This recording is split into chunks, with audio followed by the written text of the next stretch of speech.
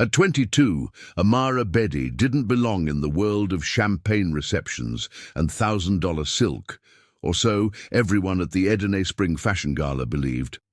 Amara came from the heart of a dusty neighborhood in Pune, India, raised by her seamstress mother who patched together school uniforms for less than $5 apiece.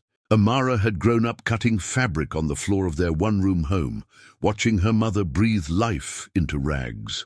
Fashion had always been magic to her, not luxury. It was expression, rebellion, and dignity sewn into thread.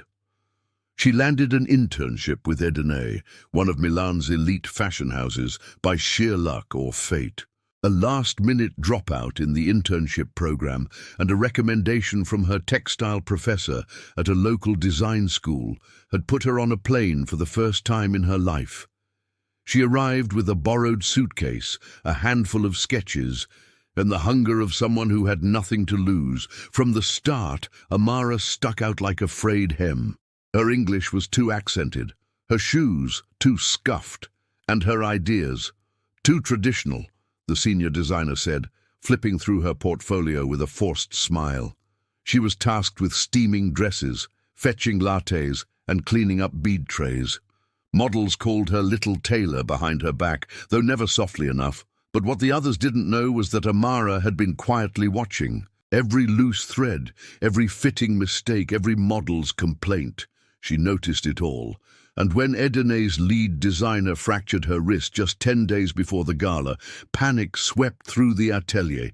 They needed a collection, fast, bold, cohesive. And Amara spoke up. "I have some sketches," she said, almost trembling. The room fell silent. A few interns chuckled. One of the models smirked. But the creative director, desperate and out of options, waved her forward. Amara unveiled a collection she worked on in secret, a fusion of traditional Indian silhouettes and high-fashion European structure. Sari-inspired gowns with tailored blazers, hand-embroidered motifs layered over modern cuts. It wasn't perfect, but it was breathtakingly new. "Fine," the director said. "You've got 5 days. Use scraps, use whatever, just make it wearable." Amara didn't sleep.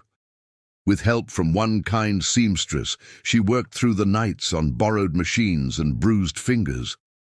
When the night of the show arrived, she barely recognized the runway, lit in gold and champagne. Her name wasn't even printed on the program, just Edene Atelier, Emerging Talent Showcase. Backstage, one of the same models who used to laugh at her, Lucia, tall and untouchable, refused to wear Amara's outfit. "I'm not walking in this patchwork mess," she snapped. But another model, Mila, a quiet newcomer from Ukraine, stepped in.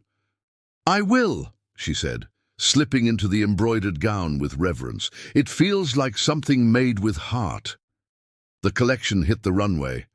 The crowd, half drunk and full of pretense, went quiet. Then came applause, then came a standing ovation. Reporters swarmed the backstage. "Who designed this? Who's the talent? What's her name?" The director, to his credit, didn't take it for himself.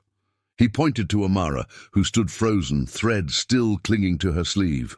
Later that night, Vogue ran a story titled, "From Tailor's Daughter to Fashion's New Voice, Offers Flooded In, Paris, Tokyo, New York." But Amara stayed backstage, quietly folding her designs, her hands steady at last. She didn't need to scream to be seen, she just needed a runway.